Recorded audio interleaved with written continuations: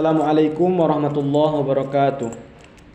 Kami dari kelompok 6 akan menjelaskan sedikit daripada pertanyaan yang telah diberikan. Di sini saya akan memberikan ataupun menjawab soal yang pertama, yaitu bagaimana konsep negara hukum menurut Anglo-Amerika yang berkembang di Amerika yang dipelopori oleh APDC.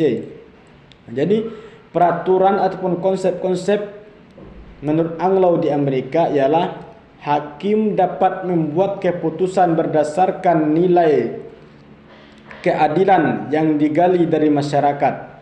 Sistem ini lebih mengutamakan dari keadilan dibandingkan kepastian hukum. Maka sistem hukum Anglo-Saxon ini berciri-ciri utama pula kian bertambah besar peraturan ataupun peran hakim dan berkurang peraturan perundang-undangan. Maka dalam sistem ini produk peraturan perundang-undangan sangat sedikit. Sistem ini sangat kecil upaya melakukan kodifikasi peraturan perundang-undangan. Itulah sebabnya sistem ini telah mengilhami berkurangnya peran administrasi. Maka dalam sistem ini tidak mengenal pembedaan pengadilan dalam hal mengadili perkara hukum pidana. Selanjutnya nomor 2.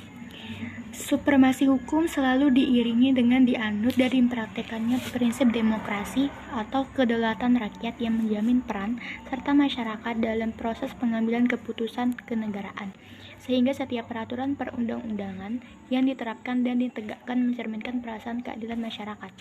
Pada masa siapakah teori ini mulai dilaksanakan di Indonesia?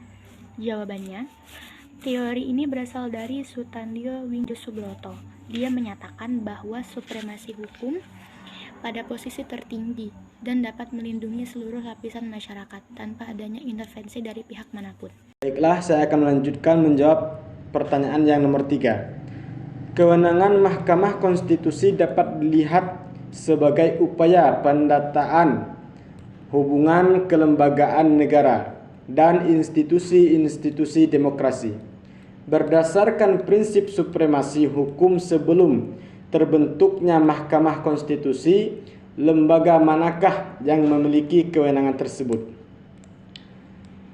Jawabannya, berdasarkan pasal 3 Aturan Peralihan Undang-Undang Dasar Negara Republik Indonesia tahun 1945 yang memerintahkan dibentuknya Mahkamah Konstitusi selambat-lambatnya tanggal 17 Agustus 2003 dan kewenangannya dilakukan oleh Mahkamah Agung.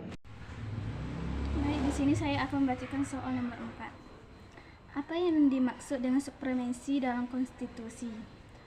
Supremasi dalam konstitusi merupakan konsekuensi dari konsep negara hukum, juga pelaksanaan demokrasi, karena konstitusi adalah wujud perjanjian sosial tertinggi. Oleh karena itu, aturan-aturan dasar konstitusional harus dilaksanakan melalui peraturan perundang-undangan yang mengatur penyelenggaraan dalam negara kehidupan masyarakat. Baik, di sini saya akan melanjutkan soal nomor 5. Apa yang menyebabkan terjadinya perubahan konstitusi di Indonesia? Konstitusi atau Undang-Undang Dasar adalah sebuah ketentuan sistem hukum yang paling dasar tentang ketatanegaraan yang dimiliki suatu negara, yang biasanya dikodifikasikan sebagai dokumen tertulis. Alasan penyebab terjadinya perubahan konstitusi di Indonesia penyebabnya adalah konstitusi tidak mengatur hal-hal yang terperinci, melainkan hanya menjabarkan prinsip yang menjadi dasar bagi peraturan lainnya dalam suatu negara.